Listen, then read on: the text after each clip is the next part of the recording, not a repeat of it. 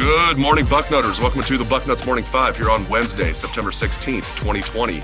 I am Dave Biddle. I am very happy to be joined by the People's Champ, Matt Baxendell. Bax, as the great Tom Petty once said, waiting is the hardest part. We're still sitting here. We thought we might have an answer Sunday, Monday, yesterday. Maybe it'll be today. What is your prediction, Bax, not on when it'll happen, but what will the final result be? Will we have Big Ten football beginning October 17th? Just what do you think the final verdict will be here? Yeah, I think that's what everybody seems to believe is going on. I mean, the Nebraska president wasn't just blowing smoke around what he thought was a private conversation, right? Like, this is going to happen. I don't know what the holdup is here, though, from what we've been seeing from some of the reports out there. The holdup at this point is becoming mind-bogglingly stupid. This is going to happen, plain and simple. If it didn't happen, it would make everything that's already happened that's been horrific for the perception of the Big Ten 10 times worse. At the end of the day, we're going to have football in October. Everybody's ready to go. It's time. Make the damn announcement. Yeah, hopefully we find out today, and I'm with you. I do think all signs are pointing to we will have a season that begins in October. Even Heather Dinich, she's getting her information straight from some of the university presidents, I would imagine, maybe the Big Ten office. But Heather Dinich said late last night, quote, "It's a matter of when, not if, Big Ten football will happen this fall." Now, she didn't say, when, not if, for October 17th. But I'm with you. I feel like that's going to be the final result. Now, let's get into why this is taking so long. The Detroit News might have cracked the case on that one. The Detroit News reported yesterday that the Big Ten does not want to accept the rapid tests from the White House. And here's their reasoning, according to the Detroit News's sources. Two reasons. Because, A, they want to keep politics out of this. Good luck with that at this point. And two, the moral dilemma of taking rapid tests that should be made available to the public. That last one actually makes more sense than the first one. But unpack that for me. What do you make of that report that, the Big Ten presidents and chancellors don't want to accept the tests from the White House and, because they don't want to make it political, and they feel like these tests should be made available to the public first? What do you make of all of that, Bax? Well, first things first, it's about player safety. I don't care if the tests come from Timbuktu or Mars. Take the tests, make the players safe, get the games going. And second, by actively not taking something from the federal government because you, quote, don't want to make it political, it sort of confirms a lot of people's belief that this thing has a lot more politics to it from the start that should never have been a part of this decision. At the end of the day, I'm one of the people who thinks that this wasn't a cancellation made in the name of player safety. It was made for some other reason, and I don't know which reason, right? But if they're trying to tippy-toe around so that was the debate on this one. Was I remember that meme where the superhero doesn't know which button to push because it's two things he doesn't like, right? One of them I saw was, the question is what's worse for the presidents? The pressure they're getting on themselves and standing against it for football, or not giving a political win to the White House, because that's what that would be if that happened. I mean, the first thing that happens is Trump's going to go across the Midwest talking about how he brought back Big Ten football. We all know this is where that's going on his end. And politically, it's a savvy move. But if you're actively trying to prevent the president from the offer that was made after he talked to Kevin Warren from getting a political win because you don't want to take the tests, you're making this inherently more political. And you're confirming to a large group of people who already think it's political that that's exactly what you were trying to do from the start. And it brings back the messy question of, was this original cancellation politically motivated? And I know none of us really want to think about politics right now, but we're literally having to deal with politicians to get our football season back. So it's insane if they don't take those tests. I don't care if it's Trump, Bush, Obama, Clinton. Doesn't matter what party you take the tests. And second, this whole moral, those tests should be available to other people, blah, blah, blah, blah, blah. We're taking millions of tests a week in this country. We don't have a lack of testing in America, right? We have the most tests in the world for COVID right now. And this rapid testing stuff is just going to allow guaranteed and certainty that nobody's on the field with COVID. So for a whole season for the Big Ten, how many tests are they going to need? I saw an estimate that said it was about 300,000, right? There's like 150 million of these tests out there. They're going to be coming out. So why wouldn't you take them? You are not preventing somebody from dying, or you're not going to cause someone to die by taking some tests. To me, there's no good reason not to take these. And if that's really what the Big Ten is delaying, is they're trying to find a way to not accept the White House testing procedures, then shame on them even more than them already shaming them, and will continue to shame all these presidents until time immemorial. There's a reason that Michigan's president has a vote of no confidence against him right now, and I don't think he'll be the last one if this drags much longer. And that doesn't even have anything to do with football. Even from the academic side, he has a vote of no confidence. So Mark Schlissel up there doing a fine job at Michigan, sarcasm heavy. All right. I think one thing that's going to help this, for those of us that want football and want to have this, made official soon, is we're entering week 4 of high school football here in Ohio and across other states in the Big Ten. We're entering week 3 of college football. The NFL played last weekend, went off without a hitch. Now, maybe that's not going to be a huge factor when you add all that up, but that has to help, that they're seeing other college football programs play. They're seeing high schools play. Now they're seeing the NFL play. And, yeah, there's going to be things that happen. We're seeing it in baseball. We're even seeing it in college football where they've had to, postpone a few games here and there. But the show must go on. And that's what we're seeing in football, across all levels. And I think that has to help here. And whoever's advocating for football behind the scenes with the Big Ten, I imagine that's a big topic of conversation, Bax. Yeah, that's the simple answer is they never thought it was going to get to this point. They assumed that in their hubris, they decided that everybody else was just going to follow the glorious and intelligent Big Ten canceling football, and that they were trying to estimate that they'd be, unquote, the right side of history, which is just people trying to, again, manage their own perceptions versus anything real. And then the only one that followed them was their doofus little brothers in the Pac-12. And everybody else, no, we're not doing that. And it was like Jerry Maguire, where nobody was following him, right? Who nobody was coming with him. And only Renee Zellweger came with him, huh? She's the Pac-12. Yeah, Renee Zellweger's the Pac-12. And the little fish as well, yes. That would be, the Mountain West? The stuff nobody cares about that much. What our biggest loss not having Pac-12 football this year is that I don't have Pac-12 after dark, which will help me write the bucket of bullets a lot earlier, because usually whenever we have football, I wait till everything's done so I can touch on everything. So they're going to save me sleep. So the Pac-12 doesn't want to play? Great. But at the end of the day, the Big Ten, they thought that everybody else was going to follow their lead. They thought in their wise intelligencing that they were going to be able to just feed us a turd sandwich and tell us it was a turkey sandwich. And they look like turkeys instead. And everything smells like turds. So, this is one of those examples of it's incredible that the outrage that this decision has led to has got us back to the point where we're talking about playing football again. This is also something that I think on a number of levels, people are not going to forget.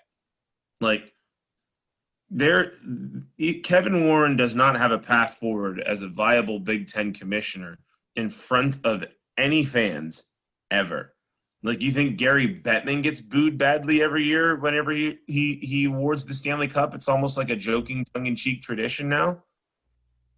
Kevin Warren, if he's in front of an audience of fans to award the Big Ten championship trophy or some random thing, is going to be booed viciously. I'm not advocating for this, but realistically speaking, he's going to have private security to be around Big Ten crowds at this point.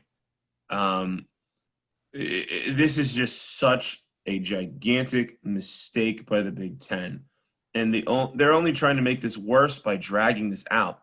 They never thought that they would see Notre Dame playing games. They never thought they'd see Pitt and Iowa playing games, all of which are in Big Ten states. And in the end, to them, the downside of not playing became worse than the upside of not playing. And whether that is the lawsuit that's been filed and they're afraid of what's going to come out from that, whether it's their boards and the internal pressure from donors screaming at the top of their lungs, whether it's exhaustion from Ohio State, Nebraska just not giving up, I don't know. But the Big Ten's presidents and chancellors, they've made their mind up.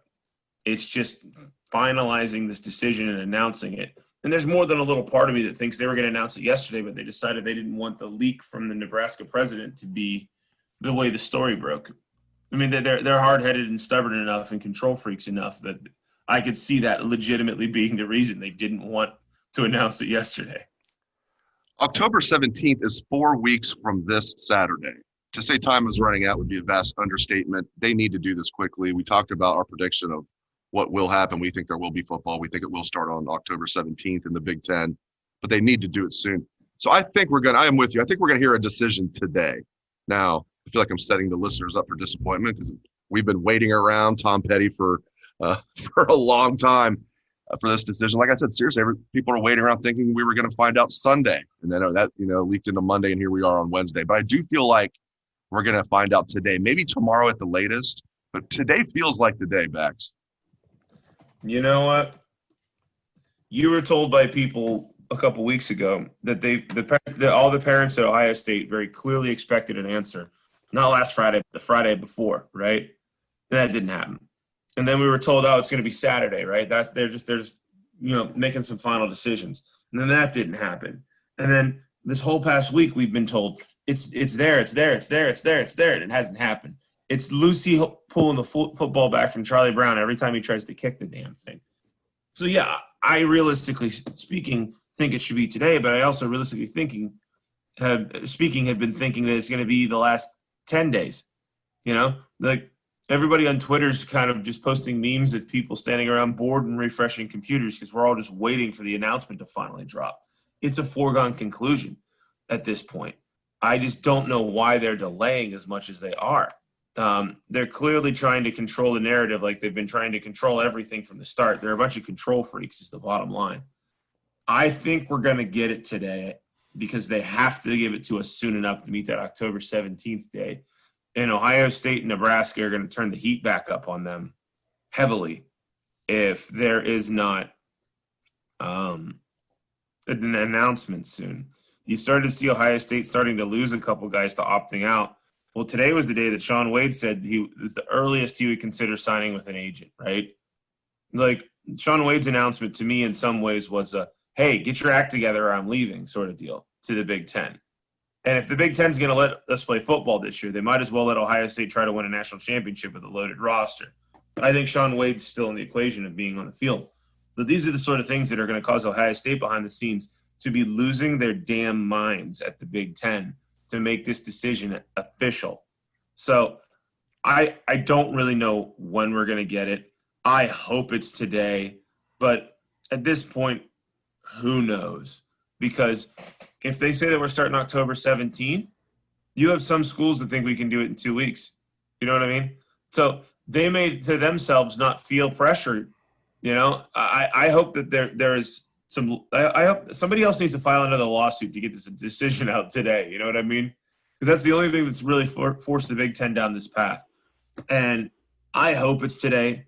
I've been burned so many times by everybody's expectations, the whole common sense thing that apparently isn't common at all, that I don't have any confidence in the Big Ten administrators to not screw up the way this gets announced too. Like we've already had that leak from Nebraska, right? And even they are expecting it by now.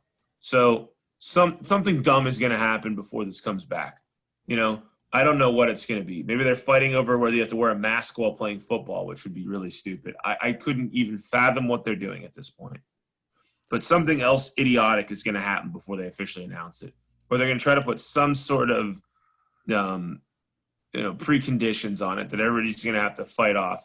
And I'm sure that's been going on left and right behind the scenes, like a congressional bill where like, hey, let's pass a bill to fund schools. Cool. Hey, I need $35 million from my district for a bridge. And I need $24 million for a poetry festival in my district. And we're fighting off all the little requests. It kind of feels like that right now in the Big Ten. I feel like we should go full reverse psychology at this point and just say there's no way they're going to make a decision today. No possible way they will make a decision. Then that they would probably make a decision. This show will certainly not be outdated by the time it publishes because there's no way they'll make a decision this morning. Especially not this morning. That's right. We'll be doing another show. No one will ever hear this show if they make the decision here in the next 15 minutes. But last thing. Yeah, I'll take that deal. We'll do another Bucknuts Morning Five and put this one on the shelf if good news breaks in the next 15 minutes. But last thing, real quick, you touched on this. I wanted to ask you about Shaun Wade. I found that very interesting that he's still at least kicking around the idea of returning to Ohio State. Wyatt Davis, I don't think he has said much. There's been some talk that he might have already signed with an agent. We'll see about that. I thought both those guys were gone for sure, and I didn't blame them. So that was encouraging that Shaun Wade said that. Do you take him at his word? Do you feel like that's a viable option? Like if we find out today, season starts on October 17th, do you feel like the Buckeyes will have Shaun Wade? Yes, I do. I very much think we'll have Shaun Wade. I think Shaun Wade didn't – so he's not going to put himself in a position where he's locked out of playing in a season when he came back intending to play in a fall football season, right? His dad has not been the most vocal to try to give him that chance to play, just to have him the week of the decision sign with an agent. So I don't know if Wyatt Davis has or hasn't signed with an agent yet. There seems to be some nebulousness there. But Shaun Wade has flat out said he hasn't yet. He's done interviews where he's like, yep, I made my declaration. I mean, I'd love to come back, but I've made my declaration. To me, it seems like a little bit of one of those, like, pretty transparent feints, but it is more pressure to get this decision made. His parents wanted him to go pro last year. His dad said that. He's like, we wanted him to go pro. We didn't see the point in him coming back. But at the end of the day, he wanted to come back to win a championship and become a really high pick. And honestly, for Shaun Wade, waiting a couple days to get this decision finally in could be worth millions of dollars to him. Because if Shaun Wade, if he had gone out last year, he would have gone maybe in Damon Arnett's spot, right? Maybe a little lower. I don't know, right? But most people thought he was a late first rounder. Well, he comes back and has a decent year, and all of a sudden he makes Jeff Okuda money. That's the difference of literally 8 figures in terms of his first NFL contract. So Shaun Wade's not, in my opinion, just like when in doubt, follow the money, right? For Shaun Wade, the money he might be cost himself by locking himself out of a season right when we're on the cusp of getting it back. Like, it's not like Shaun Wade made this decision 3 weeks ago, whenever we hadn't gone through 8,000 twists and turns to get ourselves to the point where a season was plausible. Shaun Wade made this announcement literally when the public expectation, even from the Big Ten trombones, like Nicole Auerbach and Pat Forty, who have been sitting here banging their drum not to have a season the whole time, they've been calling this a hissy fit when they just are. I don't know what their issue is. Even those people seem to think we're going to get a season now. So that would be the weirdest time in the world for Shaun Wade to decide, no, I'm not playing, right? It'd be the weirdest time in the world after all the work his dad's put in for him to pull out of the season. So I firmly believe if we get a football announcement today, tomorrow, Shaun Wade's going to be a part of this Ohio State football team. And if Wyatt Davis hasn't signed with an agent yet, it wouldn't surprise me if he was part of this football team too. Great stuff, as always, from Matt Baxendell. Really appreciate it, Bax, and thank you to all listeners for tuning into the show. Keep it locked to Bucknuts. Hopefully we will have good news for you later today. Have a great day, Bucknutters.